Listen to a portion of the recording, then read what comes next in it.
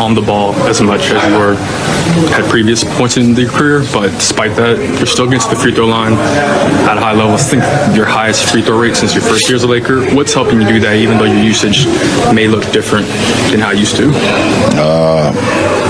I don't know, just being a complete basketball player.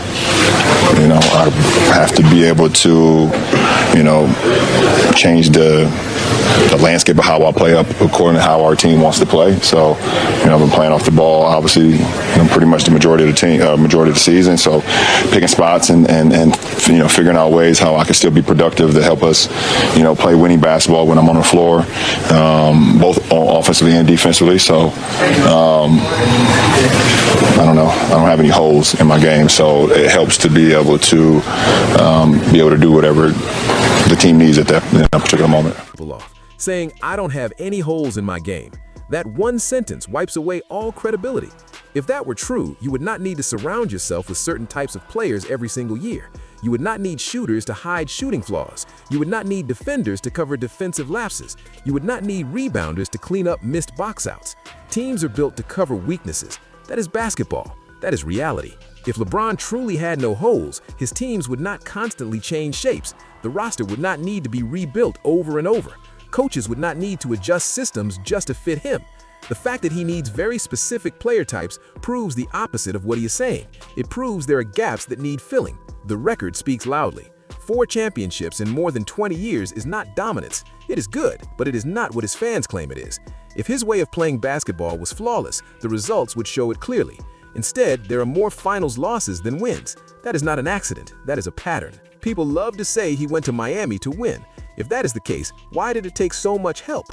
Why did it take another top player in his prime and another all-star big man? And even then, why were there struggles? Why were teammates blamed when things went wrong? Dwayne Wade was called washed. Chris Bosh was called soft. The system did not change. The blame shifted. LeBron's style has always been the same. Heavy control, heavy ball dominance. Everything runs through him. When it works, he gets the credit. When it fails, someone else gets blamed. That is not leadership. That is image protection. Turnovers matter. They are not a small stat. LeBron leading in turnovers all time is not random. It comes from always having the ball, forcing passes, and trying to control everything. Great control also brings great risk, and that risk has cost his teams many times. That is a hole. Whether people like it or not, it is a hole. Shooting is another clear weakness. He has never been a great shooter. He has had good stretches, but overall he is streaky. His free throw shooting has hurt his teams in close games. That matters. You cannot claim to have no holes while leaving points at the line. Defense is another area where effort has been inconsistent for years. Great defenders do not turn it on only when they feel like it. Rebounding should be a strength for a player his size, but it has never been elite on a consistent level. Ball handling is another issue. Against pressure, especially strong defenders, his handle gets loose. These are not insults, these are basketball facts. Yet every time someone points this out, they are called haters. That is the shield. Anyone who disagrees with the story gets attacked. That is why people say his fan base acts more like followers than fans. They repeat talking points instead of watching games. The Dictator label comes from control, not power alone. Control of media narratives, control of teammates, control of coaches. Players who do not fit get moved. Coaches who disagree get replaced. Media members who question him get pushed out of favor. That is not coincidence, that is influence. Look at how many former teammates took blame while he stayed silent. Russell Westbrook took non-stop criticism while LeBron said nothing. Kyrie Irving was dragged while LeBron stayed quiet. Anthony Davis has been questioned while LeBron avoids responsibility. Leaders speak up. They protect their teammates. Silence is a choice. The J.R. Smith moment is still one of the clearest examples. Yes, Smith made a mistake, but the leader on the floor should have demanded the ball. That is what leaders do. Instead, the blame stayed on Smith, and LeBron's image stayed clean. That is a pattern, not a one-time event. Then there's the situation with his son. Putting that kind of pressure on a young player was selfish. The backlash was predictable. Fans reacted not to the kid, but to the situation created by the father. When you publicly say your son is better than many NBA players, you set him up for criticism. That is not support, that is ego. The league has shown signs of fatigue. All-star votes dropping is not random. Fans are tired of the same stories, tired of the same excuses, tired of being told what to think. The room has spoken and LeBron refuses to listen. Staying too long can hurt a legacy. There is a moment when stepping away adds respect. Ignoring that moment creates the opposite effect. The farewell tour does not feel earned when people are ready to move on. LeBron often speaks about reading books and being educated, but when asked to explain, he cannot go deeper. That creates doubt. It feels like image again, saying the right thing without understanding it fully. People notice that. Advocacy is about action, not words, standing up for others when it costs you something. LeBron has rarely done that for teammates when it mattered. Silence during tough times says more than speeches during easy ones. Nobody hates LeBron for being great. People criticize him because he wants praise without accountability. He wants acceptance of statements that do not match facts. That is why the pushback exists. Calling things out is not hate, it is honesty. Basketball fans have eyes. They remember games. They remember moments. They remember who wanted the ball and who passed it away. No amount of talking can erase that. LeBron James is not a king. A king leads by example and takes blame when things go wrong. What people see instead is control, protection, and denial. That is why the label sticks. At the end of the day, legacies are not built by words. They are built by actions, moments, and truth. And when someone keeps lying about who they are as a player, people are going to keep calling it out, whether they like it or not. Another thing that keeps coming up is how LeBron talks about sacrifice, but the sacrifice always seems to be on other people. Coaches sacrifice their systems, teammates sacrifice their roles, young players sacrifice their development. Very rarely does LeBron truly sacrifice control. Even when he says he's playing off the ball, the offense still waits on him. The ball still finds him when things get tight. That is not sacrifice, that is control with better wording. When things go well, the story is always about his greatness, his IQ, his leadership. When things go wrong, the focus shifts fast. It becomes about bad spacing, bad teammates, bad coaching, bad front offices. That cycle has followed him from team to team. At some point, patterns stop being excuses and start being facts. People also forget how often LeBron has pushed teammates out after using them. Once they are no longer useful, they're gone. That does not mean he hated them. It means they were tools, not partners. Winning with people and winning through people are not the same thing. One builds trust, the other builds resentment. Leadership is also about tone. Great leaders speak carefully because they know their words carry weight. LeBron speaks freely, then acts shocked when people react. Saying you have no holes in your game is not harmless confidence.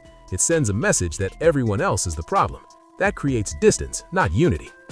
His fans often say he makes everyone better, but making players better means improving their skills, not just boosting their stats for one season. Look at how many players left his teams and struggled or disappeared. That is not growth, that is dependence. There is also a difference between being smart and being wise. LeBron is a smart basketball player. He sees the floor well, he understands angles, but wisdom comes from self-awareness. Wisdom comes from knowing your limits. Saying you have no holes shows a lack of that awareness. The constant comparisons to past legends only make this worse. Legends did not need to explain themselves every week. Their game spoke, their silence spoke, their moments spoke. LeBron talks more than any superstar before him, and that opens him up to more criticism. That is not unfair, that is earned. Another issue is how criticism is treated like disrespect. Basketball has always been built on debate. Players are praised and questioned. That is part of the game. Trying to shut that down by labeling everyone a hater only weakens the argument. Strong legacies can handle criticism. There is also the issue of effort. Fans see when effort drops. They see slow rotations. They see missed box outs. They see jogging back on defense. Those moments matter. You cannot claim perfection while giving partial effort. The camera catches everything now. Nothing is hidden. When LeBron talks about winning basketball, it often feels like a slogan instead of a standard. Winning basketball includes defense, off-ball movement, trust, and accountability. You cannot pick and choose when those things matter. The conversation around his son also shows poor judgment. Protecting family means protecting them from pressure, not throwing them into it. Great fathers think long-term. They don't rush moments just to check a box on their own resume. Fans are not cruel for noticing these things. They are paying attention. They are reacting to what they see and hear. LeBron invites this attention by speaking so boldly. Bold claims invite bold responses. There is also fatigue with the media coverage. Every milestone becomes a celebration. Every loss becomes a lesson. Every flaw becomes a misunderstanding.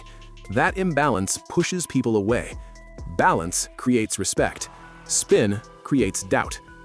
Even now, late in his career, there is still a chance to change the tone. Honesty would go a long way. Admitting flaws would earn respect. Taking blame would silence many critics. But doubling down only hardens opinions. The truth is, LeBron James is one of the most gifted players ever. That is not in question. What people reject is the rewriting of reality. Greatness does not need lies. It does not need protection. It does not need scripts. History will remember the moments that mattered, the shots taken and the shots passed, the wins and the losses, the words said and the silence kept. No interview can erase that. If LeBron truly wants respect, it starts with truth. Truth about his game, truth about his limits, truth about his role in both success and failure. Until then, people will continue to push back. And that pushback is not hate. It is accountability. It is fans refusing to be told what to believe. It is people choosing honesty over comfort. At the end of it all, legacies are judged after the noise fades. When the talking stops and the tape remains, only the truth survives. Another part of this conversation that cannot be ignored is how LeBron reacts when the spotlight is not fully on him. Whenever attention shifts to another star, there is always a comment, a post, or a quote that pulls it back. That behavior feeds the idea that everything must revolve around him. Great players allow the game to breathe. They allow others to shine without feeling threatened. That comfort has never fully been there. LeBron often talks about team basketball, but team basketball requires trust. Trust means letting go. Trust means allowing teammates to make mistakes without fear. Many players who played with LeBron looked tense in big moments. They looked unsure. They looked like they were afraid of making the wrong play. That environment does not create confidence. It creates hesitation. Hesitation is deadly in basketball. The great teams move freely. They react without thinking. They play instinctively. When everyone is worried about how a mistake will be framed after the game, the flow disappears. That has been a recurring issue on LeBron-led teams. Another thing people notice is how often he controls the narrative after losses. There is always a lesson, always a bigger picture, always a long-term view. Sometimes a loss is just a loss. Sometimes the reason is simple: you did not play well enough. Owning that fully would earn far more respect than explaining it away. LeBron's interviews often feel rehearsed. The phrases repeat, the tone stays safe, the words are chosen carefully. That does not feel real to many fans. Real moments are messy. Real leaders speak from emotion sometimes. Jordan did. Kobe did. They did not always say the perfect thing, but people believed them. There is also a difference between confidence and arrogance. Confidence invites others in. Arrogance pushes others away. Saying you have no holes in your game crosses that line. It shuts down conversation. It shuts down growth. It sends the message that there is nothing left to improve. That is dangerous, especially late in a career. Basketball is a game of adjustments. Even legends adjusted as they aged. They added moves, they changed roles, they accepted limitations. LeBron talks about adjusting, but his words often contradict his actions. True adjustment comes with humility. Fans also see how rules have favored his style over the years. Freedom of movement, loose dribbling rules, offensive protection. These changes helped him extend his career. That is fine, but pretending the same game would work in every era is dishonest. Context matters. Another issue is how quickly LeBron distances himself from failure. After losses, the body language changes, the energy drops, the leadership fades. Compare that to players who demand the ball even after missing, players who stay aggressive, players who refuse to hide. That difference is noticeable. The constant need to remind people of accomplishments stands out. Truly secure legends do not need reminders. Their resumes speak for them. When someone keeps pointing at their own resume, it raises questions about insecurity. LeBron's fanbase mirrors his approach: defensive, loud, dismissive of criticism. That culture did not come from nowhere. It was built. When a leader refuses accountability, followers do the same. That is why debates around him get so toxic. There is also the issue of how teammates are remembered. Many great players elevate others and leave them better off. With LeBron, many teammates are remembered for failures, for missed shots, for bad moments. That memory sticks because he never fully shields them. Leadership means taking blame first, even when it's not fully your fault. That act alone builds loyalty. It builds trust. It quiets critics. LeBron has rarely done that without adding conditions or explanations. As the years pass, patience runs out. Fans grow tired of hearing the same lines. Media grows tired of protecting the same image. The audience wants honesty. They want truth. They want real reflection. There is still time for LeBron to change the ending of his story, but that requires letting go of control. It requires accepting flaws. It requires silence more than speeches. Great endings are quiet. They are graceful. They are earned through humility, not forced through headlines. Right now, the problem is not LeBron's talent. It's his refusal to accept reality. Saying you have no holes in your game does not make it true. It only makes people look harder for them. Basketball fans are not stupid. They remember, they compare, they think. No amount of talking can erase years of evidence. At some point, the only move left is honesty. Honest about his game, honest about his limits, honest about his role in both success and failure.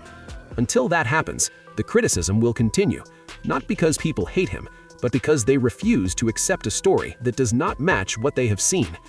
And when all is said and done, when the noise fades and the debates end, the truth will stand on its own. Not the words, not the excuses, just the reality of what happened on the court.